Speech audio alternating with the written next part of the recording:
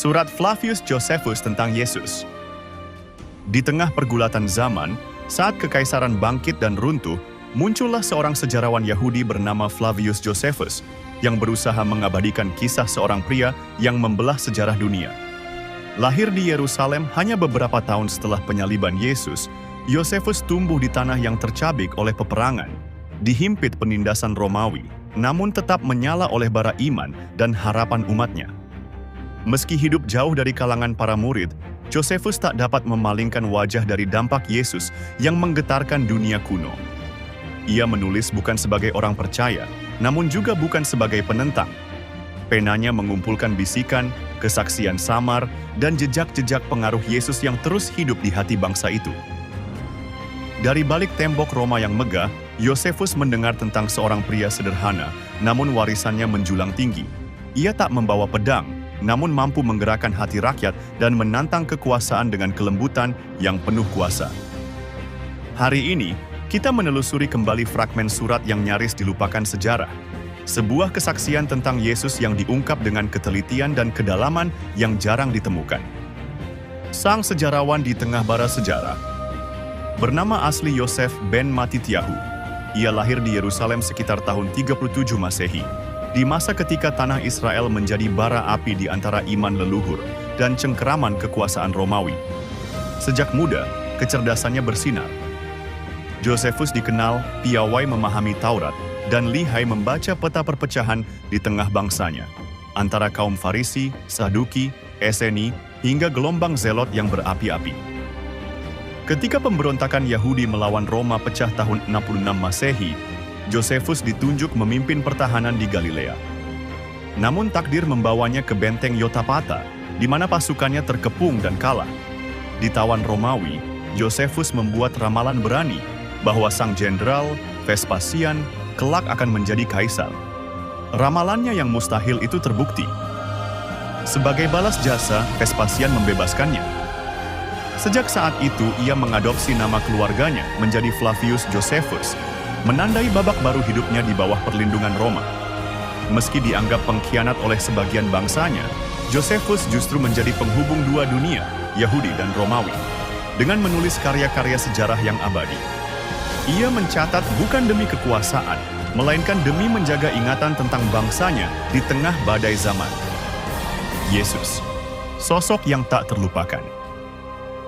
Meski hidup dalam bayang-bayang kekuasaan Roma, Flavius Josephus tak bisa memalingkan diri dari kisah seorang pria yang terus disebut-sebut di jalanan, Yesus dari Nazaret. Ia menulis tentangnya bukan sebagai seorang murid, bukan pula sebagai penentang. Sebagai sejarawan, ia lebih memilih menjadi saksi bisu, menghimpun kesaksian yang terbang di antara bisikan rakyat dan desas-desus penguasa. Yesus, menurut catatan Josephus, bukan sosok megah dalam rupa, namun warisannya menjulang melampaui para raja. Tanpa mengangkat pedang, ia sanggup menggoncang hati orang banyak, menghidupkan harapan kaum tertindas, dan menantang para pemimpin agama serta kekuasaan Roma dengan kelembutan yang syarat kuasa. Di tengah hiruk-pikuk Roma yang gemerlap, nama Yesus terus menggema, bukan sebagai agitator politik, tetapi sebagai penggerak jiwa. Bagi Josephus, ini lebih dari sekadar fenomena sosial. Ia melihat bagaimana kisah Yesus merambat melintasi batas geografi dan waktu, menjadi bara yang tak padam meski coba dipadamkan oleh kekuatan imperium. Lewat catatannya, Josephus menghidupkan kembali figur Yesus, sosok sederhana yang jejaknya justru mengguncang dunia. Dari Yerusalem menuju Golgota. Dalam catatan Josephus, Yesus tampil bukan sebagai pemimpin pemberontakan, melainkan sebagai pengajar tentang kerajaan Allah. Sebuah kerajaan yang tak dibangun di atas pedang, melainkan di atas perubahan hati manusia.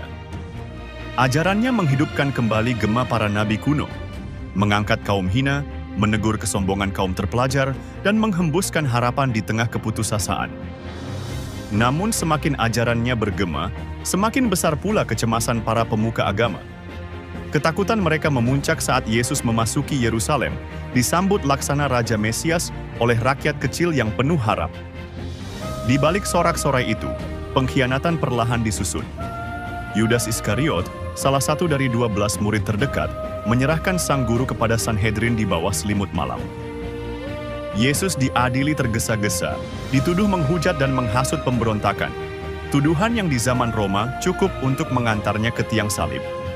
Josephus mencatat bagaimana Pontius Pilatus, meski ragu akan kesalahannya, akhirnya tunduk pada tekanan politik.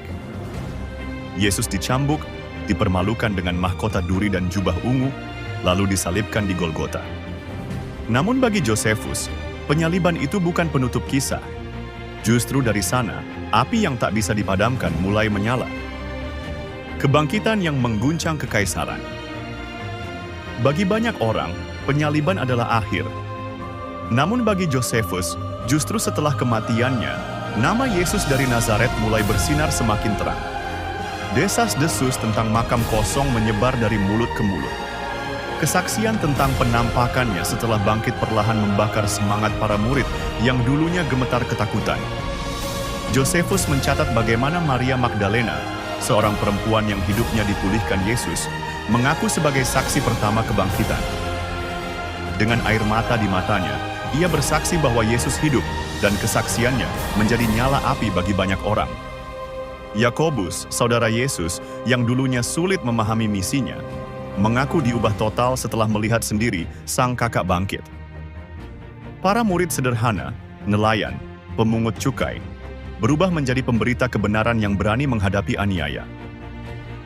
Bagi Josephus, ini bukan sekadar cerita rakyat. Ia menyaksikan sendiri bagaimana gerakan ini tak gentar meski ditekan Roma. Yesus tidak lagi sekadar tokoh dari Galilea. Ia telah menjadi pusat harapan, lambang perlawanan tanpa kekerasan, dan suara yang tak bisa dibungkam oleh kekuatan manapun. Bukan sekadar sosok sejarah, Yesus telah menjadi api yang menyala di hati umatnya. Warisan yang tak terpadamkan. Kembali di Roma, di jantung kekaisaran yang megah, Flavius Josephus menyaksikan sesuatu yang tak mampu dipahami oleh para kaisar maupun legiun bersenjata. Dalam lorong-lorong gelap di katakomba tersembunyi, berkembanglah sebuah komunitas kecil yang terus menyebut nama Yesus dengan hormat dan penuh keyakinan. Mereka tak bersenjata, tak punya kuasa politik, namun mereka memegang teguh sebuah iman yang tak bisa dihancurkan oleh penjara, cambuk, atau pedang. Josephus mencatat bukan untuk menghakimi, apalagi mengaburkan kebenaran. Ia menulis karena tak bisa mengabaikan kenyataan. Sosok sederhana dari Nazaret ini telah melampaui batasan ruang dan waktu. Hidupnya, kematiannya, bahkan klaim kebangkitannya telah membelah sejarah menjadi sebelum dan sesudahnya. Mungkin bagi Josephus, misteri Yesus akan tetap terselubung seperti bintang di balik kabut sejarah. Namun satu hal baginya tak terbantahkan, pengaruh Yesus lebih kuat dari kekuasaan Roma. Dalam keteguhan para pengikutnya, dalam harapan yang tak kunjung padam, Josephus melihat api yang bahkan dunia tak sanggup memadamkan. Warisannya terus berdetak di jantung sejarah, dan detaknya masih terdengar hingga hari ini.